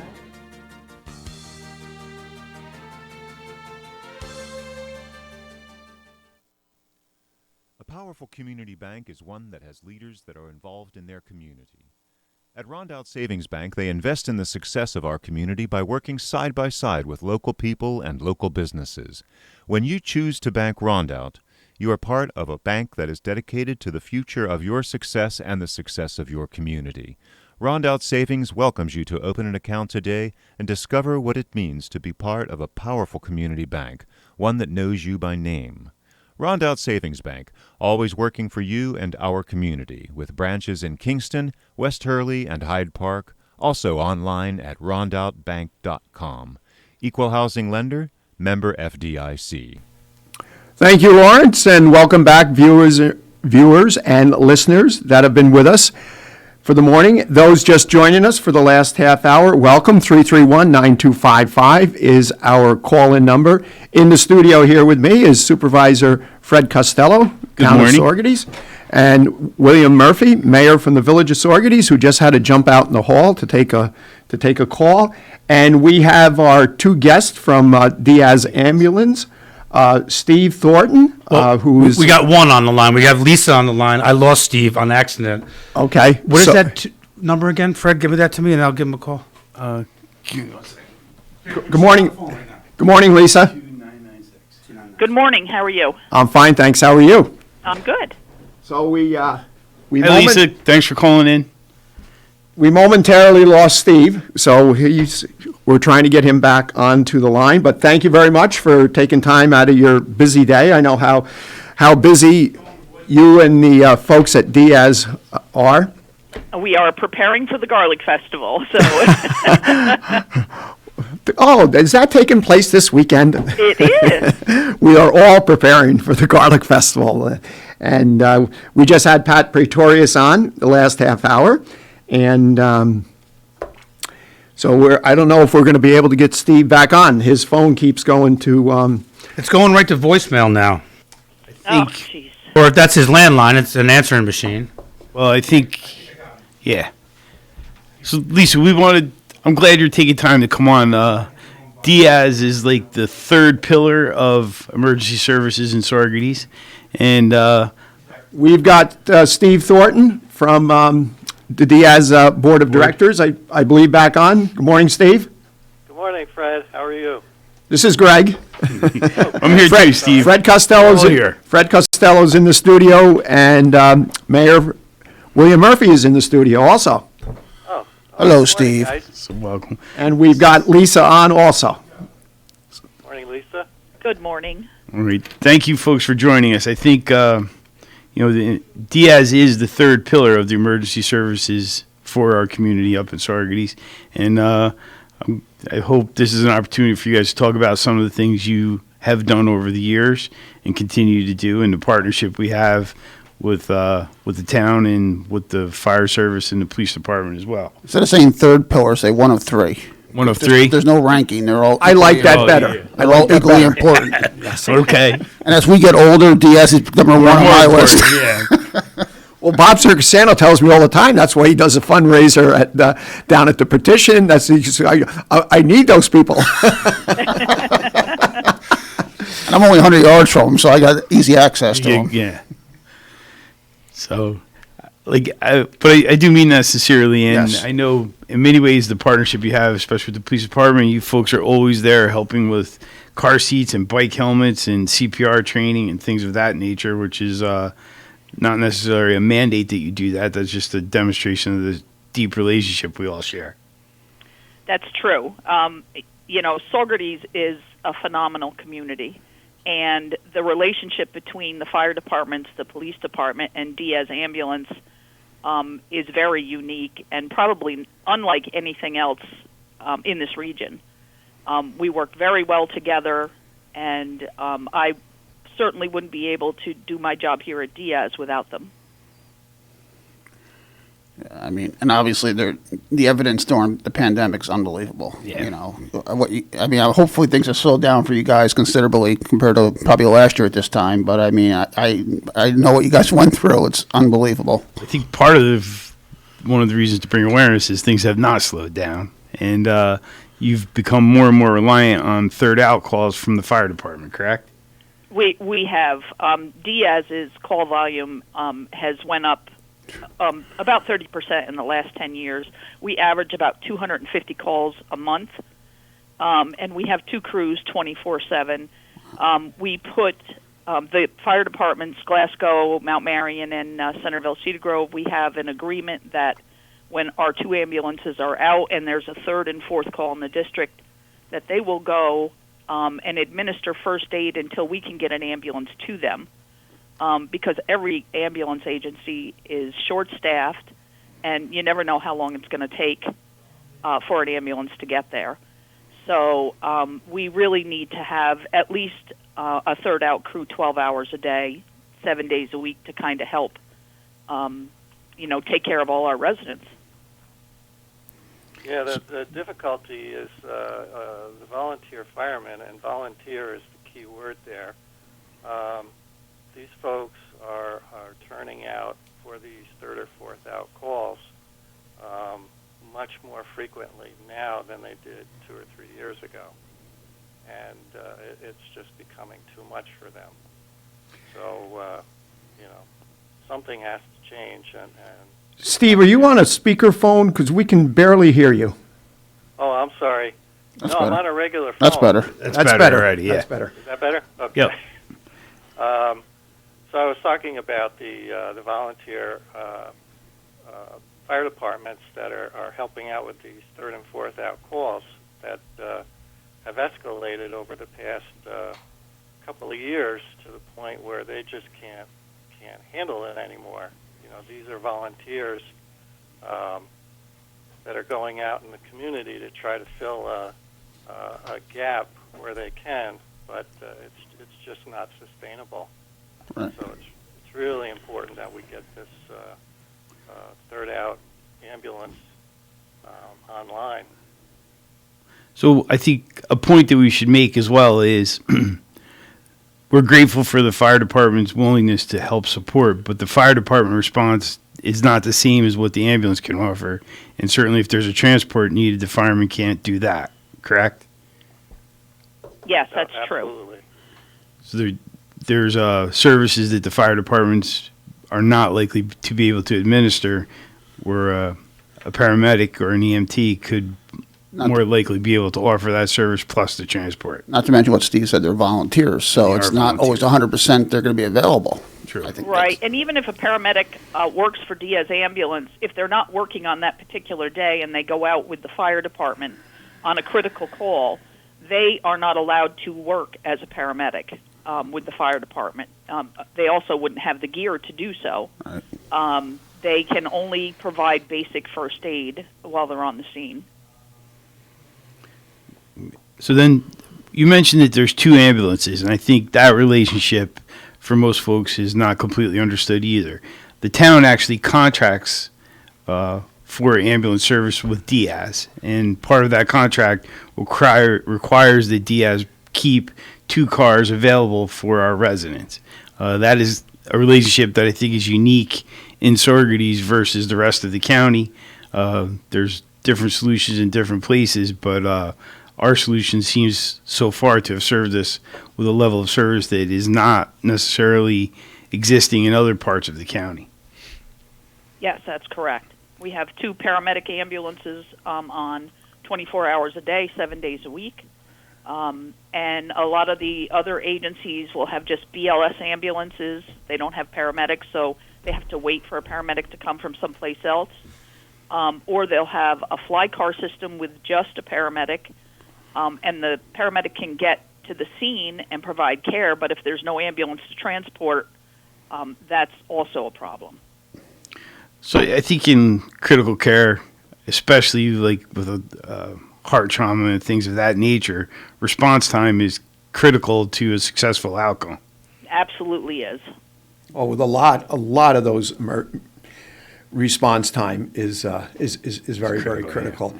I don't know how many times I sit on Ulster Avenue at the railroad tracks, and it seems the trains are longer and longer, and they're slower and slower also. And to sit there, and I'm always thinking, what if there was a medical emergency right on the other side of the tracks there? And you're sitting in an ambulance now waiting to get across. I mean, sometimes you can literally sit for 3-4 minutes. Yeah. That actually, we monitor that very closely, and which is why we have relationships with the police departments and the fire departments. if we happen to get stopped by a train, the police normally are always on the other side. They respond to most of our calls as well. They carry first aid supplies. They carry AEDs. If it's a critical call, the fire departments are automatically dispatched the same time we are. So there is help getting to that person before we manage to get there. And I remember just recently talking to my fire department, and what is it? Maybe we confirm this, Lisa, that is it West Camp, or not West Camp, I think Cedar Grove actually responds up to Railroad Avenue, because even though Railroad Avenue is in the village, the fact that there's a train crossing there, we could be hindered just like they are. Right. So we have an agreement with Cedar Grove to cover that part of the village. Yes. Another key point, too, is Diaz is a 911 only ambulance, which means we're not doing transports from the hospital to a nursing home or to a nursing home to a doctor's appointment. We're strictly emergency only, which means, the 2 rigs we have are available just for medical emergency calls. If we were doing these interfacility transports, our ambulances would not be available as much as they are now. I think I'm glad you brought that up, Steve, because that is a valid point. Some of the other services in our region, they kind of rely on the revenue from doing transports, and then in the instances where there may be a paramedic car available, they'll dispatch that in response. But in many cases, if those cars are tied up doing transports between nursing facilities and hospitals or other medical facilities, they're just not available to answer emergency calls. And the relationship we have with Diaz exclusively prioritizes those emergency calls. Yes. Exactly. So I'm glad you brought that up. It's a valid point. So looking forward, in response to the increased call volume of over 1/3 over the past decade, you folks have come up with a proposal to add a 3rd rig. Yes, we have. And we also are looking for... So one of the things I think we should talk about a little bit too. So oddly, with all the talk about pandemic and essential services and everything else, you folks are not defined that way. We are not. We are not an essential service in New York State. Greg just looked at me like I had 10 heads. They're not an essential service. Correct. So that translates into many things. And a lot of the pandemic relief, they were not eligible for because they're not essential. Right. That is so ridiculous. There's an acknowledgement amongst the state leaders, especially from our area, that this is backwards thinking and wrong. But it has not manifested, and the state still has not recognized ambulances as an essential service. Right. And we actually have been fighting this as long as I've been in the business, 25, 30 years. We've been fighting this, and it has gone nowhere. Which is a little bit odd to me, because I get the honor of speaking with a number of state officials, and they all get it. They speak to it just as I'm speaking with you now, that this is an absurdity. But I don't understand the dynamics that keep it held back. If you went to 100 people and said, is an ambulance service essential, how many no responses do you think you would get? I don't think you would get one. Most people don't know it. That's why part of the reason I wanted to mention on air, I'm sure amongst our listening. I didn't know it. I didn't know it either. That's why I looked at you like you had 10 heads. Well, the other thing about the ambulance services a lot of people don't know is we do not get paid for probably 30% of the work that we do. When we are dispatched out to car accidents and do evaluations, if that patient's not transported to the hospital, we get no money. If we go out and even provide an ALS, say we have a diabetic patient, their sugar's low, we start an IV, we give them dextrose, we speak with the medical control doctor, they don't go to the hospital, we don't get paid for any of that. Not even for the supplies you consumed. Nothing. Yeah. I think that's worth noting, and you've been great partners with Narcan, and that's also a similar situation. Yes. So anything that we do not transport the patient to the hospital for that we do not get paid for. And that's a function of the payment system that basically is defined by the federal government. Yes, because emergency ambulance service, even though we have paramedics and EMTs, we are considered transportation only. Right. In addition, any meds that our paramedics administer on a call, whether we transport or not, we can't bill for. Right. Right. Even if we transport a patient and we do a cardiac arrest, we use a lot of medications. Some medications, a couple of $100 a dose. We cannot itemize bill, so we can't get reimbursed for any of that. So there's a cruel irony in, and I think this has gone down substantially, but a few years ago, folks were using the ambulance, claiming some type of emergency, and getting a ride to Kingston, basically, and then not being admitted, and that bore a cost and depleted a service that was needed. That seems to have rectified itself, though. No. No? No, we still have people who know that the ambulance cannot refuse to take them to the hospital and use us as a taxi. Unbelievable. That should be criminal.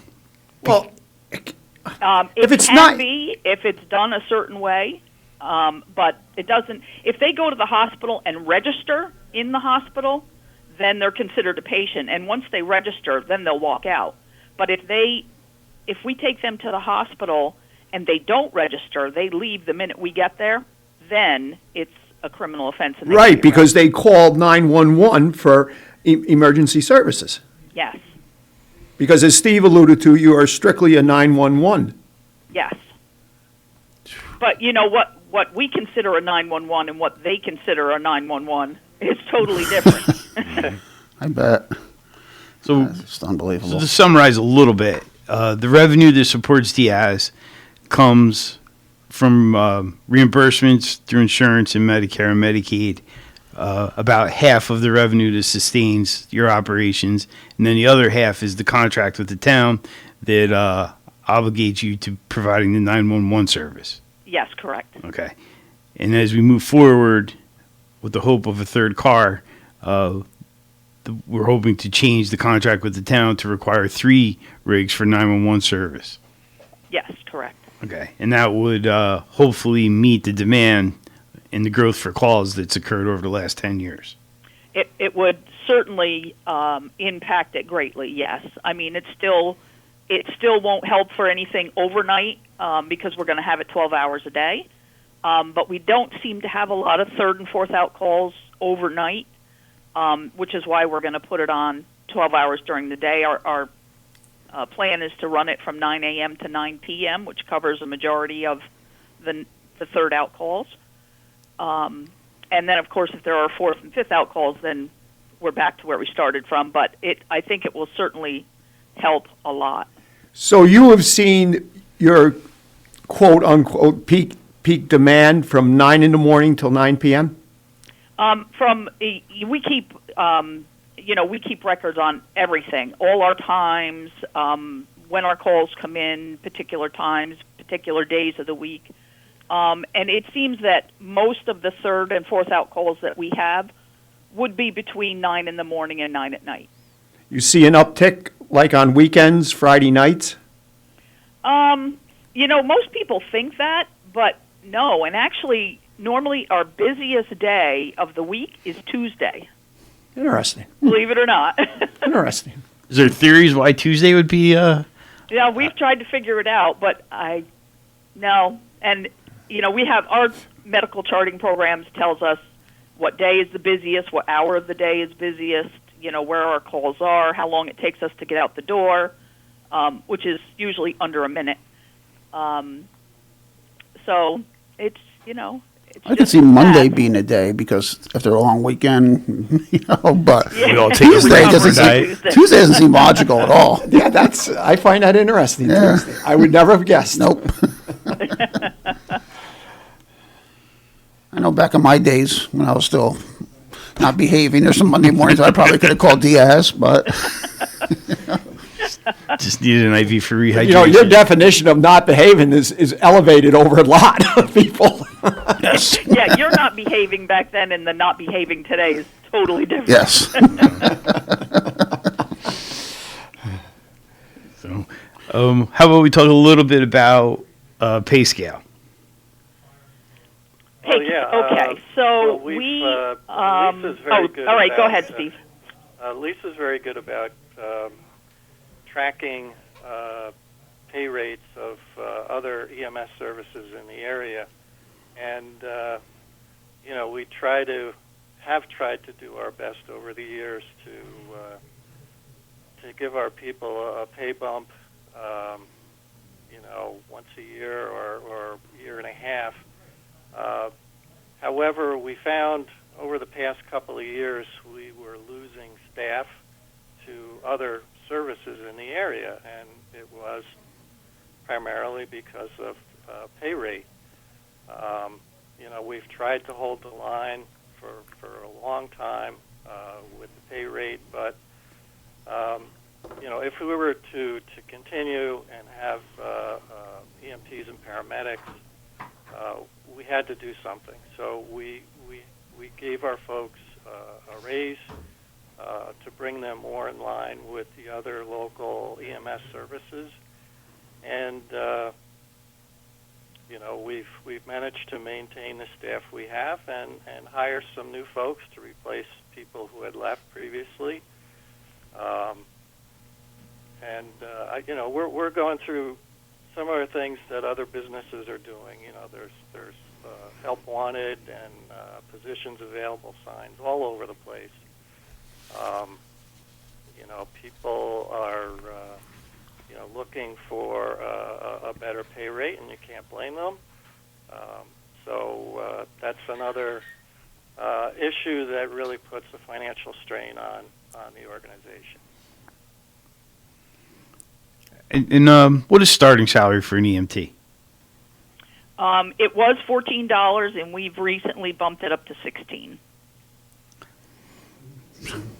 I think that will be a little bit of a surprise to some folks, because you can see, entry-level positions popping up all over the place at that pay or better in some cases. And, these are folks that are engaged in life-saving activity, and to find out that they're only making equivalent to someone who's, being a clerk or making my coffee in the morning is a little bit startling.